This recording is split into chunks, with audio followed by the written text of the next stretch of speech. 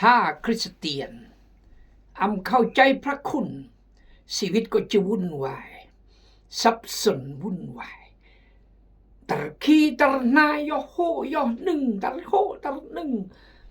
ว่างจะเบื่อขี้จะเบื่อนายจะเบื่อนไม่ปะเนืองวัตถุสิ่งของเพราะอำเนืองสัพพระคุณมาอำเนืองสะพระเยซู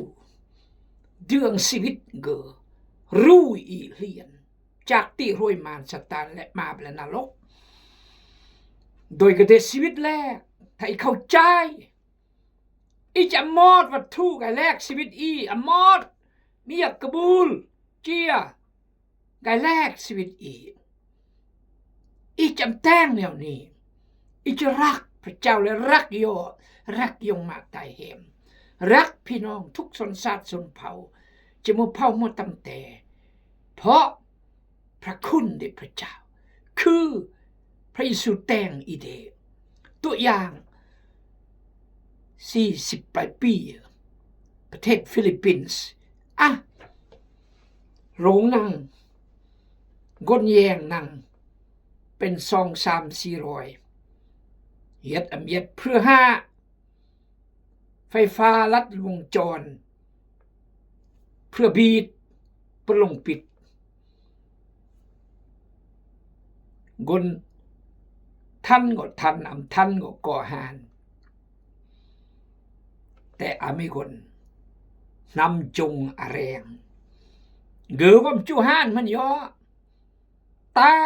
ใส่กำลังแรงดีเกือเตะประลงดักขึ้นสิประลงพังแล้วก็สุนทรูเพราะอวดแกลนเมื่อก็สุนทรูเบียงก็ออกจากเบิดเลียนเพราะเมื่อก็จุกกล้าเพื่อเมื่อก็จูหานแต่ก็ตรึกซะตายกปังประลงกนี้เกิดสันทรูสินี่เปิดมะเกี่ยวเวียงเกอจะเพลเกอเขื่อนเบื่ออยู่เพราะมะก็จุกละเพื่อจูหานแต่กันสิมากร้อยคนก็กละและก็มากคนก็หานร่วมปะตะเงินหานเงินห้านเพื่อห้านเบียงเบือดย้อนเกอจอยล็อกเกอและจอยเบียงแต่ละกันสิหานหลังจากนี้ข่าวรอดถึงเรื่องเกอห้านย้อนป้างประลงดูคนอยู่ก็รอดชีวิตเลียนดับประลงนี่อรยอได้ยามอรยอได้ทุกข์เยื่อมอรยอได้เก็บกบูลจอยครอบครัวและแต่งงานศพ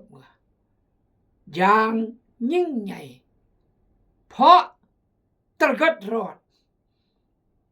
ที่เกิดเสียสละชีวิต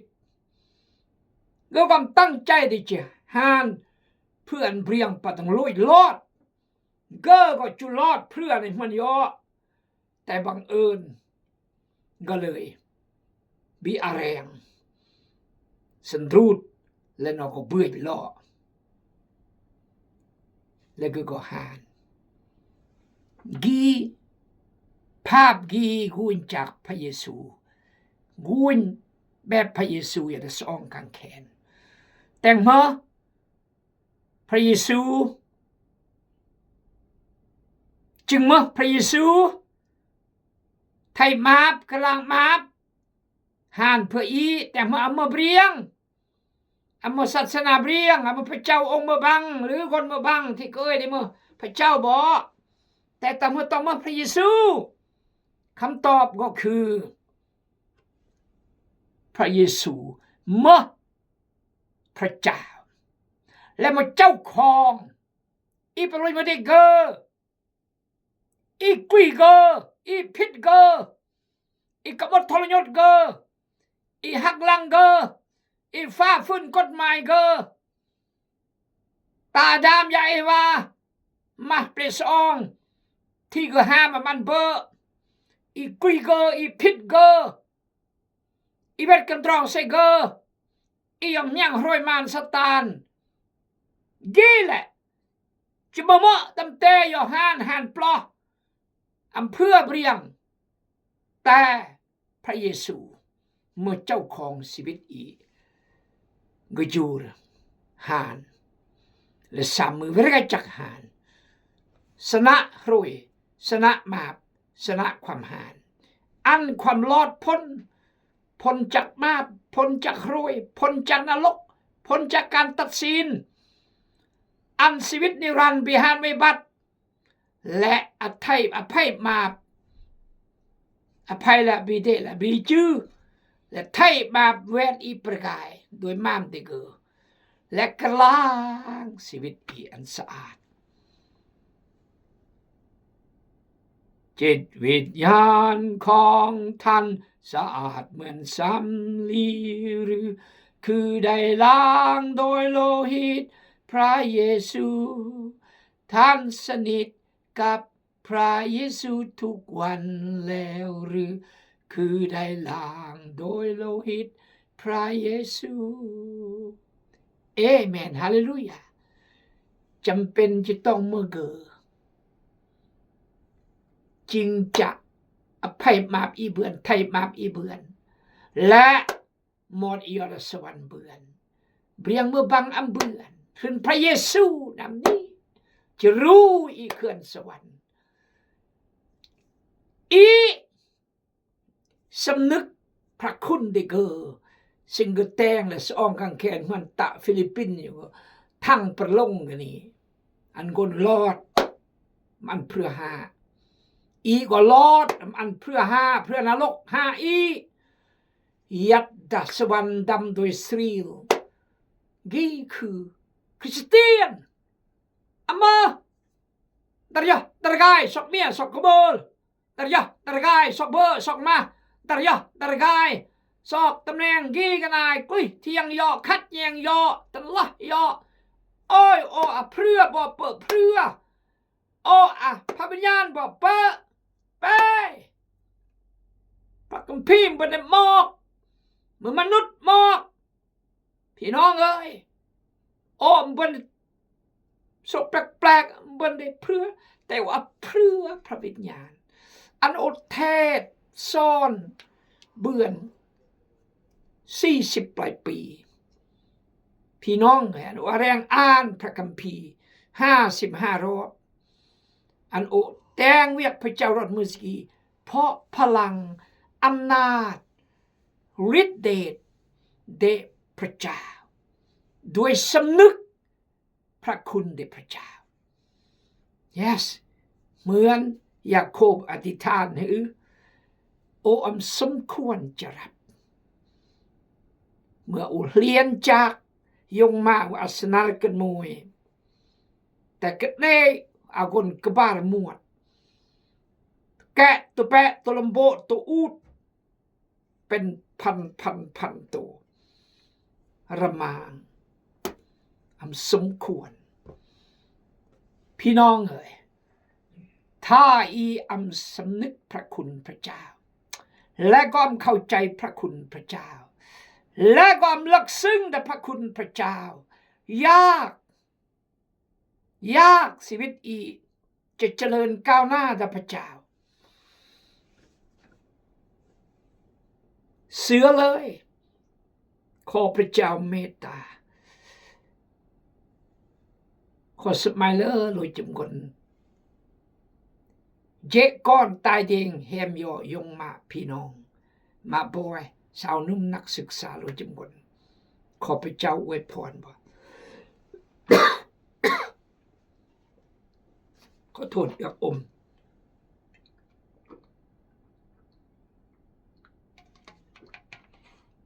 ขอบใจบอกกดแชร์กดไลค์และคอมเมนต์ขอบใจที่บอกอธิษฐานเผื่อขอบใจที่บอกยังขอบใจทุกสิ่งขอพระเจ้าอวยพรรักและตรอดสมอดกุยเฮียงบอคลิปส่งอันกุยฮูบกีกันไอโอเฮียงโลดจุมขึ้นกับมูบลีเด็กครั้งกับมูเต็กครั้งกับมูโอ้ก็แยงโลยภูมิใจที่บอความสามารถและแต่งล้อแต่งลำเลียและประดิษฐ์เครื่องกับมูประยุกต์เครื่องกับมูอันกูดดะยุคดะสมัยก็ขอบคุณพระเจ้าและก็ใช้ออนไลน์แต่สินค้ากีกันนายแล้วก็เพื่อนเมียกมูลอาระมางบางคนก็อามากบางคนก็พอเบอพอมาบางคนก็อำดะกระเตื้องก็แต่ก็กุยความพยายามและสู้สนที่เจก่อนโลยจมกนโอมตะมยงครอสมเสยครอย่องยอและครออันกำลังใจก้อนกำมูโลยจมรอจมกนอำเล่าจะมากรรมกรอำเล่าจะมานักศึกษาอำเล่าจะมาข้าราชการพนักงานอำเล่าจะมากนแต่งเวียกบริษัทเด่นของการหรือแต่งเวียกด้านคอมแนวเมื่อก็เลอไอทีแต่ละคนทุกแนวเมื่อครูมอขอพระเจ้าอวยพรภูมิใจขอพระเจ้าทรงนำนักร้องกับมูก็มากและก็ดอมขอพระเจ้าอวยพรเอาละร่วมยออธิษฐานสาธุการพระเจ้าพระองค์เมื่อพระเจ้าเด็กกษัตริย์เด็กกษัตริย์เมื่อนายได้นายเมื่อจอมเจ้านายเมื่อพระเจ้าได้อับราฮัมอิสาคยาโคบเมื่อพระเจ้าองค์อาศิวิตยัตและอฤทธิ์อำนาจและเมื่อพระเจ้าที่หานเวรกจักหานพระเจ้าชนะความหานชนะร้อยมารชนะความมาบถ้าเมื่อเสือพระเยซูองค์กีจะชนะร้อยมารชนะมาบชนะความหานและจิบยัตนรกอวิจีและพระเจ้าจะคุ้มครองรักษาปกป้องวันล้อมและพระเจ้าจะอวยพรชีวิตนอและขอพระเจ้าทรงอวยพรพระคำพระเจ้าแต่มือสีเหลืองพระคุณแด่พระเจ้าคุณอธิษฐานครอสติปัญญาคุณเดชพลังอำนาจฤทธิ์เดชจากพระวิญญาณบริสุทธิ์พระเจ้าอธิษฐานฝากคนจู้วานทุกกลองมองให้เยื่อมบางคนอมท่วมขอพระเจ้าทรงอวยพรนุ่นเจริญลมขอบคุณพระเจ้าที่เจก้อนยาดบดทงปูงอริยแจกสิ่งของด้วยนอถวายกระมูลพิเศษขอพระเจ้าอวยพรเยสมนึกเยโจเจอิสยาแล้วก็อิบขอพระเจ้าอวยพรโดยจำนวนพรบอกนูพรบอกขอพระเจ้าทรงนำมดขอพระเจ้าอวยพรโดยจำนวนแต่ยืมพิสกิจเจ้าอาเมนเยี่ยมเราย้อนซื้อ2 โครินธ์บท 8 ข้อ 7 ถึงข้อ 8 ข้อ 9เหตุฉะนั้นเมื่อเจ้าทั้งหลายมีบริบูรณ์ในทุกสิ่ง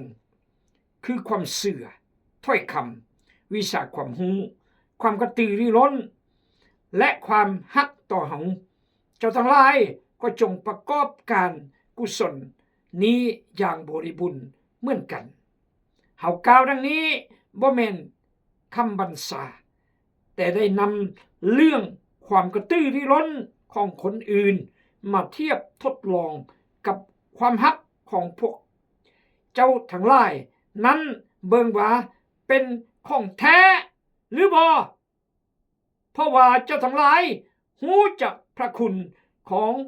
องค์พระเยซูคริสต์เจ้าของพวกเขาแล้วว่าถึงแม้ว่าพระองค์ทรงหั่งมีพระองค์ก็ยังทรงยอมกลายเป็นคนยากจนเพราะเห็นแก่เจ้าทั้งหลายเพื่อเจ้าทั้งหลายจะได้กลายเป็นคนหั่งมีเนื่องจากความยากจนของพระองค์ฮาเลลูยาสรรเสริญพระเจ้าสรรพระวจนะพระคำพระเจ้าเรื่องของเรื่องมันเนี่ยนะไอ้จันเปโลเม็ดข้าวพี่น้องคริสเตียนได้เยรูซาเล็ม ตกทุกข์ได้ยากอึดมาแบลมาอุทุกภัยนะเมื่ออำเนืองว่าแต่ทุกข์ลำบากคริสเตียนเยรูซาเล็มไหนเมื่อมอนกำเนิดเด็กคริสเตียนแต่ตกทุกข์ได้ยากอึดมาแบลมาเหมือนพี่น้องท่วมล่วงน้ำท่าบ่แต่ละแควงบ่หรือเวียงจันทน์นี่บ่แล้วเจก่อนก็อริยอเดเก็บกระมูลอยู่จอยทำนองนี้แหละกี่ของมันเยอะและอาจารย์โปรก็เลยแจ้งอังกฤษจักต่างๆอำเราจะมาแขวงมาซิโดเนียอำเราจะมาแขวงอาคายานั่นคือโกรินโตฟิลิปปอยและเอเฟโซจักต่างๆอันถวายกระมูลแล้วจะอมึดอยู่จอยพี่น้องที่คาดเขินยัดในเยรูซาเล็มกี่คือคริสเตียน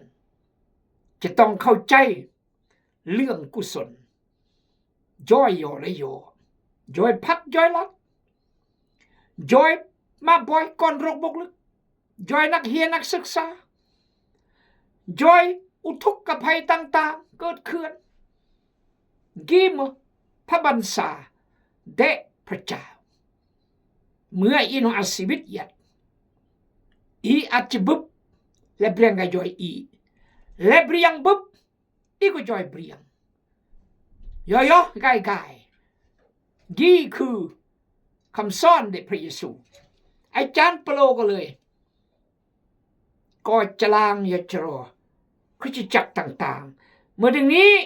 เมื่อบอปตรอยเบเนบริบูรณ์ทุกสิ่งคือรอเสื้อทุกสิ่งคือรอเสื้อถ้อยคำวิชาความรู้ความกระตือรือร้นและความรักต่อเฮาถ้าบ่อยู่กี้ความเสื้อกรอสโลนั่นก็คือประกันเป็นเจ้าแล้ววิชาความรู้บอกว่าสลาดเฮดอาชีพรอกระตือรือร้นแต่พระเจ้าแล้วความฮักต่อเฮาบอกแล้วต่ออาจารย์เปโลเจ้าทั้งหลายก็จงประกอบการกุศลนี้อย่างบริบูรณ์เหมือนกันและบอกก็ต้องหริเยือมประกอบกุศลโยกีเหมือนย่อบอกว่ารักโอก็นี่โอครอยบ่เนี่ยจอยเยรูซาเล็มต้นกำเนิดคริสเตียนอย่างนี้มอนเปโตรยาโคโบโยฮันอย่างนี้หัวหน้าน้ำอย่างนี้เฮากล่าวดังนี้บ่แม่นคำบัญชาเรานั้นก็หมายเขาเอาใส่กฎใส่เกณฑ์กำลังบังชามีบังคับเป้ต่อยรอดมือเต็มแต่ได้นำเรื่องความกระตือรือร้นของคนอื่นแต่โอกมอดเรื่องทะเลาะกระตือรือร้นเด็กคริสตจักรต่างๆที่น้องส่วนถวายแล้วและก็ดีไงรอดดับบูดบัวกี่คือคริสเตียนกับโมและเผ่าต่างๆควรจะแต่งในการจอยและย่อบดจอยมาบอยจอยงานศพจอยพักลัดเมื่อบางเสนอครออันใดอันหนึ่งแต่ละแนวคริสต์มาสมาเทียบทดลองกับความฮักของเจ้าทั้งหลายนั้นมอดเรื่องคริสตจักรต่างๆกายเทียบบ่เลยกายตะแตกบ่สะบ่ก็จะแต่งเบิดหรือบ่นี่คือโปโลเราเยาะพี่น้องคนโทเบิ่งว่าเป็นของแท้หรือบ่พุ่นสะบ่มือของแท้หรือบ่ถ้าของแท้ก็คือถวายถ้าอำมือของแท้ของปลอมว่าแสดงสิกีพี่น้องจะมือของแท้หรือจะมือของปลอมจะมือคริสเตียนแท้หรือคริสเตียนปลอมการกุศลย่อละยอมือเครื่องวัดแท้มือเครื่องวัด ใส่อีรักพระเจ้าแท้บ่รักพระคำเดพระเจ้าแท้บ่ซาบซึ้งแท้บ่มันกี้ก็อย่าสรุปดักข้อเก้าเราเรียกว่าเพราะว่าเจ้าทั้งหลายรู้จักพระคุณขององค์พระเยซูคริสต์เจ้าของพวกเฮาแล้ววะบ่ก็เนื่องแล้วสัพพระเยซูเมื่อนี่คือความหมายพระคุณเดพระเจ้าก็นี่ถึงแม้นว่าพระองค์ทรงหั่งมีพระเยซูในสวรรค์หนึ่งหั่งมีสี่สุขเปิดกมาเปิดวานอุลคิกูบรีกมากลังเมื่อเดือนเก้าเราเคพระเยซูหั่งมีสี่สุขยตสวรรค์พระองค์ก็ยังทรงยอมกลายเป็นคนยากจนและก็ทรงยอมเมื่อกนยากจนอีเดกุนเมื่อคริสเตียน